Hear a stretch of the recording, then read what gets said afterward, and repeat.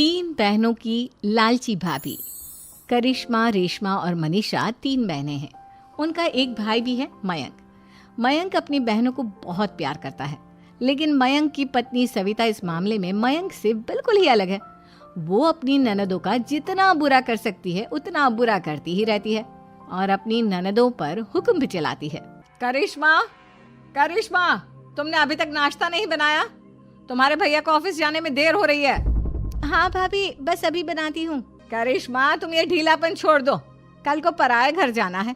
वहाँ अगर तुम इस तरह से काम करोगी तो लोग क्या कहेंगे कि माँ ने और भाभी ने कुछ सिखाया नहीं।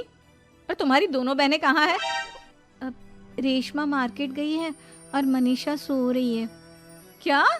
सुबह के 8 बज रहे हैं और ये महारानी अभी भी सो रही है? ये कहते हुए सविता अपनी सास दुर्गा देवी के पास जाती है। माँ जी, देख रही हो अपनी बेटियों के तौर तरीके?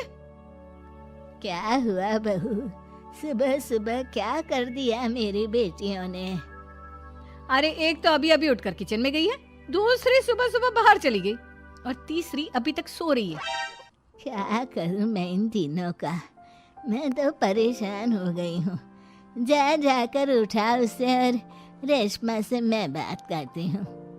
सविता सीधा मनीषा के कमरे में जाती है और उससे कहती है, महारानी जल्दी उठो, सूरज सर पर आ गया है। भाभी थोड़ी देर और सोने दो ना, मैं रात को लेट सोई थी। वो क्या है ना, यूनिट टेस्ट चल रहे हैं। शराफत से उठती है या नहीं, या फिर पानी की भरी बाल्टी डालूं तेरे ऊपर? नहीं भाभी, मुझे बिस्तर में नहीं नहाना, उठती हूँ मैं। मनीषा जल्दी से उठकर बाथरूम में चली जाती है।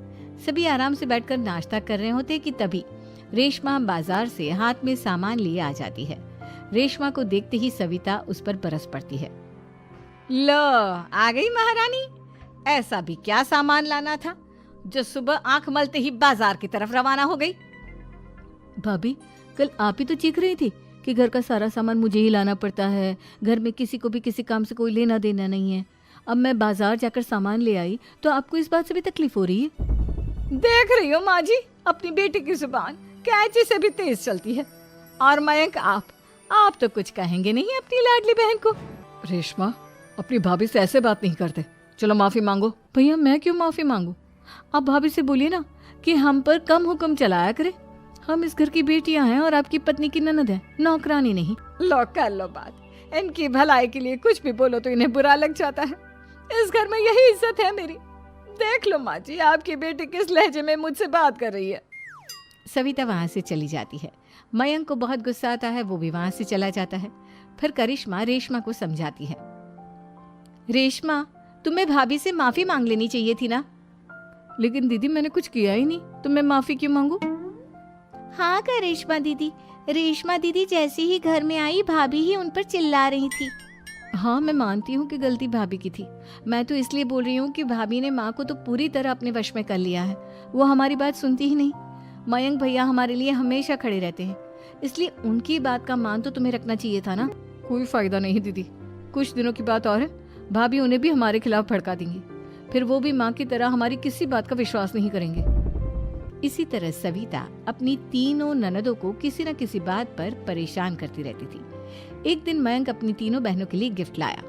करिश्मा, ये तुम्हारे लिए हार का सेट। रेशमा, तुम्हारे लिए सुंदर सी ड्रेस। और मनीषा, तुम्हें किताबें पसंद है ना, तुम्हारे लिए किताबें लाया हूँ। थैंक यू भैया। थैंक यू भैया। थैंक यू भैया। करिश्मा, तुम्हारा नेकलेस कितना सुंदर है। ये भैया कहाँ से ले आए होंगे? मैंने भैया को 3 दिन पहले फोन पर ये डिजाइन दिखाया था और आज भैया ये ले आए। सविता तो अपनी ननदों के गिफ्ट्स देखकर जल गई और करिश्मा का नेकलेस तो उसे भी बहुत पसंद आया था। अपनी बहनों के लिए कितना अच्छा नेकलेस लेकर आए हैं, मुझे कभी कोई गिफ्ट नहीं दिया। मैं आज ही ये हार चुरा लूंगी। रात में सविता करिश्मा का हार चुरा लेती है और इसी तरह उसे अपनी ननदों की जो भी चीज अच्छी लगती वो उसे मांगती नहीं, बल्कि रात के अंधेरे में चुरा लेती। इसी तरह दिन बीतते गए और सविता ने मयंक के दिल में भी उसकी बहनों के लिए नफरत पैदा कर दी। एक दिन मयंक ने करिश्मा और रेशमा के लिए रिश्ता देखा और ये बात उसने घर में सबको बताई। माँ, करिश्मा और रेशमा के लिए बहुत अच्छा रिश्ता आया है। वो लोग कल इन्हें देखने आ रहे हैं। आप और सविता मिलकर सारी तैयारी कर लेना। ये सुनकर करिश्मा और रेशमा खुश हो जाती हैं, लेकिन सविता सोचती है, अगर इन दोनों बहनों की शादी हो गई तो घर और बाहर का काम कौन करेगा? मनीषा तो एक नंबर की कामचोर है, उससे तो किसी बात की उम्मीद लगाना ही बेकार है। मुझे इस शादी को रोकना होगा। अगले दिन सभी लड़के वालों के स्वागत की तैयारी करने में लगे होते हैं। तभी मयंक अपनी बहनों से आकर कहता है, तैयार हो गई तुम दोनों?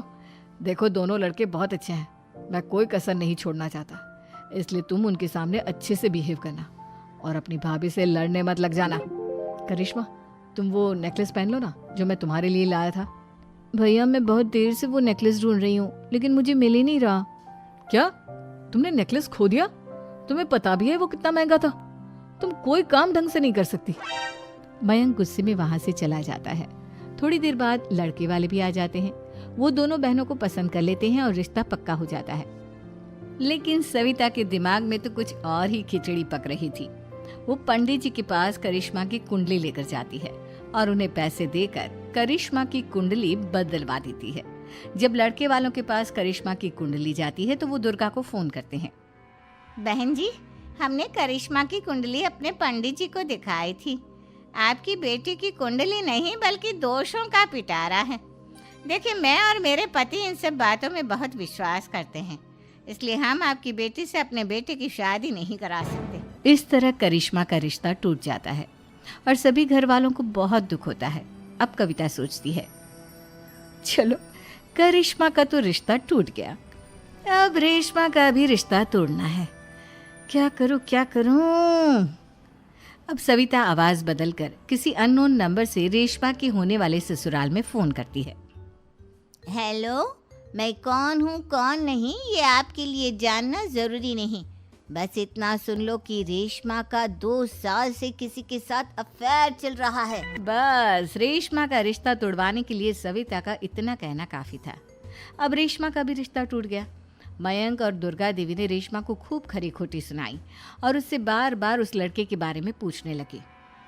आप दोनों मुझे क्यों परेशान कर रहे हो? अरे कोई लड़का होगा मेरी लाइफ में तो मैं बताऊंगी ना, जब कोई है ही नहीं तो कहाँ से लाऊं मैं कोई लड़का? तो तेरे होने वाले ससुराल वालों को फोन किसने किया था? माँ, मैं नहीं जानती किसने फोन किया था, मैं सच कह रही हूँ। मैं तो पहले ही कह रही थी इसकी लगाम खींच कर रखो, लेकिन मेरी सुनता ही कौन है। आप चुप रहिए भाभी, ये सब आपका ही किया धरा है। अब तीनों बहनों को विश्वास हो जाता है कि ये सब उनकी भाभी ही कर रही है। तीनों बहनें अपनी भाभी को सबक सिखाने के लिए एक वकील कर लेती है और घर में हिस्सा मांगना। देखो भैया, माँ बाप की जायदाद में जितना बेटों का हक होता है उतना ही बेटियों का, इसलिए इस घर के 4 हिस्से होंगे और हमें अपना हिस्सा चाहिए। मैंने तुम्हारे लिए क्या क्या नहीं किया और तुम इस घर में हिस्सा मांग रही हो? भैया, आप और माँ हम बहनों की कोई बात नहीं सुनते हो और भाभी हमारी शादी नहीं होने देगी क्योंकि उन्हें लगता है कि आप हमारी शादी में ज्यादा पैसा लगाओगे और उन्हें हम जैसी फ्री की नौकरानी कहाँ मिलेगी। तो हम भाभी के साथ तो रह नहीं सकते, हम बहनों को अपना हिस्सा चाहिए। अरे तुम्हें शर्म आनी चाहिए अपने भाभी पर ऐसा इल्जाम लगाते हुए। वो तुम्हारे बारे में कितना सोचती है। हाँ माँ, भाभी हमारे बारे में बहुत सोचती है, दिन रात बस यही सोचती रहती है कि किस तरह से अपनी तीनों ननदों को परेशान करूं और कभी मुझे पढ़ने भी नहीं देती। दोनों बहनों का रिश्ता भी तो इन्होंने ही तोड़वाया है और रात में हमारे कमरे में आकर हमारी चीजें भी चुराती हैं। इसी तरह सविता की तीनों ननदें अपनी बात पर अड़ी रही। अब कोर्ट में तारीख भी शुरू हो गई। जब सविता को लगा कि उसकी तीनों ननद इतनी आसानी से नहीं मानने वाली, तो उसने अपने पति और सास को सारी सच्चाई बता दी और अपनी तीनों ननद से माफी मांगी। मयंक और दुर्गा को भी अपनी गलती का एहसास हो गया। अब सविता खुद करिश्मा और रेशमा के लिए अच्छा रिश्ता ढूंढती है और उनकी शादी करवाती है।